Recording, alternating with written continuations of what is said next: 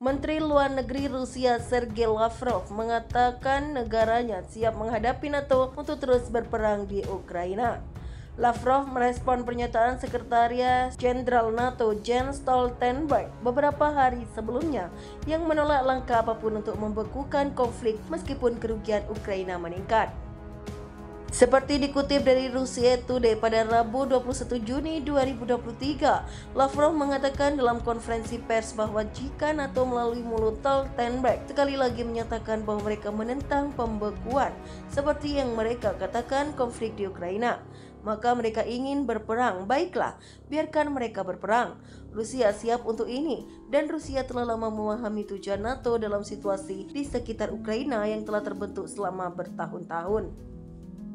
Sebelumnya dalam sebuah wawancara dengan Welt am Sonntag Jerman yang diterbitkan pada hari Minggu, Stoltenberg menyatakan bahwa perdamaian tidak dapat berarti membekukan konflik dan menerima kesepakatan yang ditentukan oleh Rusia. Hanya Ukraina yang dapat menentukan kondisi yang dapat diterima. Stoltenberg menambahkan sebuah dukungan eksplisit dari sumpah Kiev untuk mendorong pasukan Rusia kembali ke perbatasan prakonflik dan merebut wilayah Crimea dari Rusia. Para pejabat di Moskow telah lama menuduh Amerika Serikat dan sekutu NATO-nya mempersenjatai Ukraina dan menggunakan negara itu untuk memicu konflik dengan Rusia.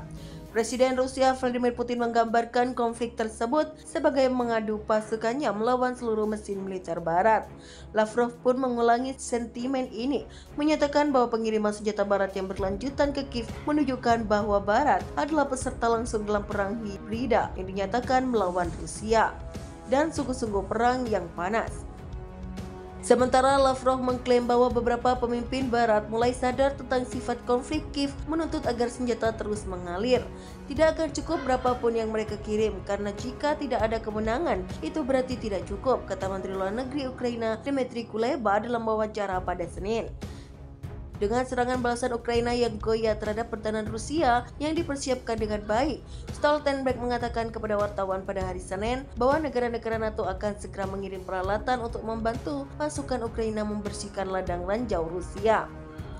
Namun dia tidak mengatakan peralatan apa yang akan dikirim atau anggota mana yang akan menyediakannya.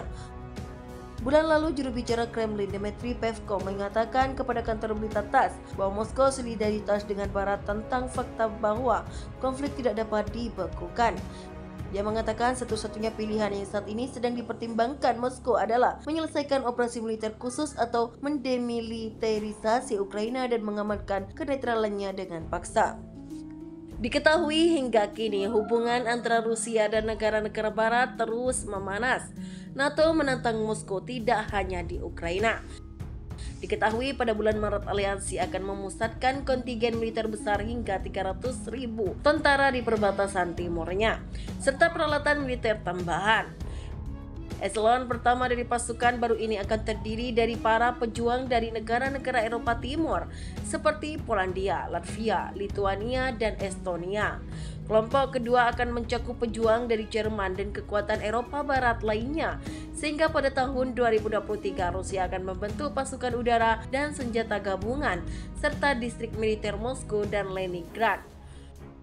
Pakar Cina menunjukkan bahwa transformasi semacam itu akan secara signifikan memperkuat potensi tempur negara tersebut yang menghadapi tekanan militer dari aliansi.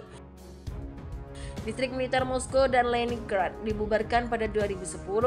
Menurut analis Cina, Moskow menyadari bahwa keputusan itu adalah sebuah kesalahan karena aliansi mengesampingkan semua sentimen dan memilih jalan eskalasi militer.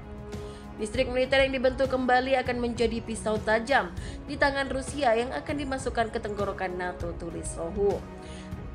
Sebelumnya, Politik Rusia menceritakan bagaimana Polandia ketakutan dengan berita bahwa Rusia telah mengetahui kelemahan NATO. Menteri Luar Negeri Rusia Sergei Lavrov pada Selasa 26 April 2023 lalu memperingatkan bahwa Uni Eropa mencatat rekor militerisasi dan agresif dalam tujuannya untuk membendung negaranya. Ditanya apakah perang Ukraina adalah salah satu perhitungan karena meski sangat menentang ekspansi NATO, namun invasi memicu keanggotaan Finlandia dalam aliansi tersebut dengan Swedia dan Ukraina dalam antriannya berikutnya. Lavrov mengatakan NATO tidak akan pernah berniat untuk berhenti. Dia menegaskan bahwa negara non-anggota NATO dalam beberapa tahun terakhir semakin ambil bagian dalam latihan militer NATO dan tindakan militer lain yang dimaksudkan untuk mensinkronkan program militer aliansi tersebut dengan negara-negara netral. Rusia, sebut Lavrov, dalam beberapa kesempatan telah dijanjikan bahwa NATO tidak akan berkembang. Namun dia menyebut itu bohong belaka. Penilaian yang tidak memihak yang dibuat oleh para ilmuwan politik Rusia dan juga orang-orang di luar negeri adalah bahwa NATO berusaha untuk menghancurkan Rusia. Tetapi pada akhirnya itu hanya membuat Rusia lebih kuat, lebih solid. Jadi, mari kita tidak membuat kesimpulan tergesa-gesa. Sekarang tentang apa yang akan menjadi akhir dari semua ini, kata Lavrov seperti dilansir AP pada hari Rabu. Lavrov menggarisbawahi baru-baru ini Uni Eropa dan NATO menandatangani deklarasi yang pada dasarnya menyatakan bahwa NATO akan memastikan keamanan organisasi politik dan ekonomi Uni Eropa.